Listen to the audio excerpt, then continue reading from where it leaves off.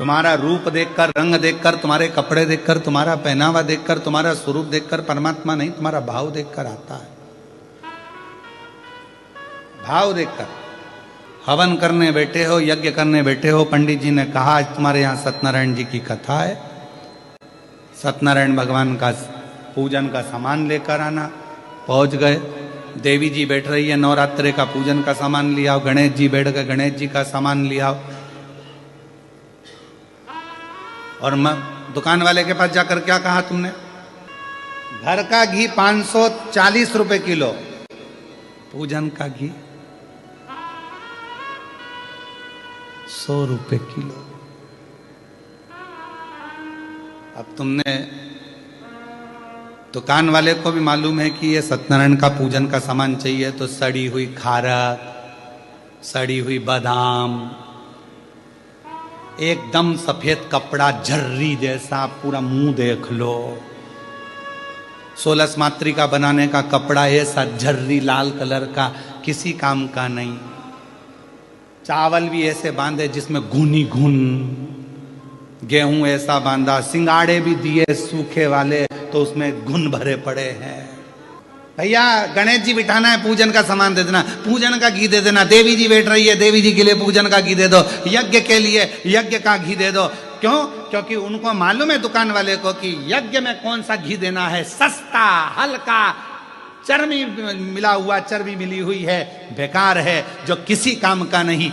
जिस घी में बदबू मार रही हो वो परमात्मा के दिए के लिए, यज्ञ के लिए, अनुष्ठान के लिए दे दिया जाता है। क्यों? और घर का घी अच्छा, क्योंकि घर के लोग जरा सा भी घी गड़बड़ खा गए, हॉस्पिटल चले गए तो दुकान वाले को बंद कर दिया जाएगा। भगवान थोड़ी ना आके बोल रहा है कि मेरा हल्का घी है।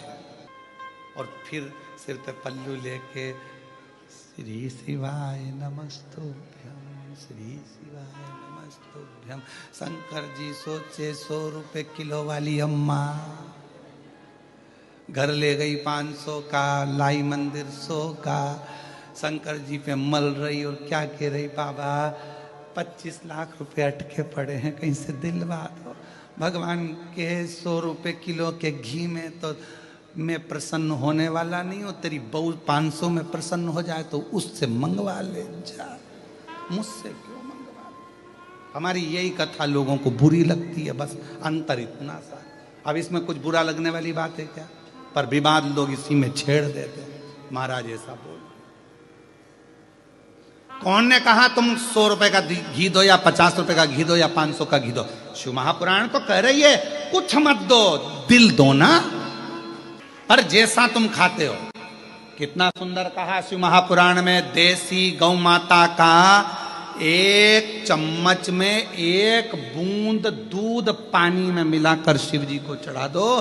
पर केमिकल का दूध, थैली का दूध, डब्बे का दूध, पॉलीथिन का दूध, भैंस का दूध शिव जी को मत चढ़ाओ। जर्सी का दूध शिव जी को मत चढ़ाओ, 1 बूंद चढ़ाओ। शिव जी ने ये थोड़ी ना किया कि तुम मुझको ढेर सारा ला के दो। शंकर भगवान ने कभी कहा कि मुझे घी ला कर दो ढेर सारा? नहीं, तुम्हारे पास हो तो दो, नहीं तो दिल दे दो।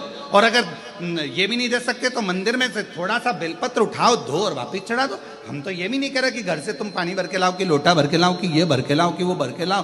तुम तो खुद अपने दिल में मुझे भर के लियाओ और आके 1 बेलपत्र उठा के मेरी चढ़ा दो, बस, और कुछ भी नहीं चाहिए। अब हमने तो कहा भैया 1 किलो घर का घी बांध दो, बादाम का हलवा बनाना है, और देवी जी बैठने वाली नवरात्र में, तो 1 किलो जोत लगाने का घी बांध दो।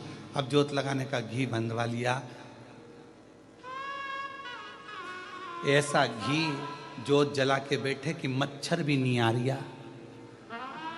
अब मच्छर उस घी के कारण नहीं आ रही, बदबू है। मच्छर ने सोचा कहाँ जाऊं, दूसरी जगह सुसाइड कर लूंगा, पर इसके पास नहीं जाऊंगा। मच्छर भी जब मच्छर ऐसे घी के पास में नहीं आए तो भगवान कैसे आएगा रे? हे बेलूर वालों,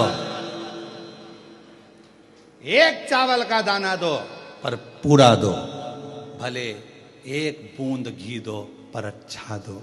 भगवान कभी नहीं कहेगा कि तू 250 ग्राम चढ़ा कि 1 किलो चढ़ा, अच्छा दीजिए। आज हम हमारे गुरु जी को केले से तोलेंगे और केले ऐसे लेके आए कि केले की लेला का पता ठिकाना नहीं मिला। वो केला मालूम पड़े अंदर से दब गया, कछोड़ गया, पूरा केला भी केला, मेरा तो मृत्यु हो चुकी है, अब खाने के लायक ही नहीं बचा, क्या करें। भगवान को चढ़ाया तो ऐसा चढ़ाया, क्या मतलब। नहीं लिखा हमारी पुराणों में, शास्त्रों में कि तुम 10 किलो चढ़ाओ कि 100 किलो चढ़ाओ।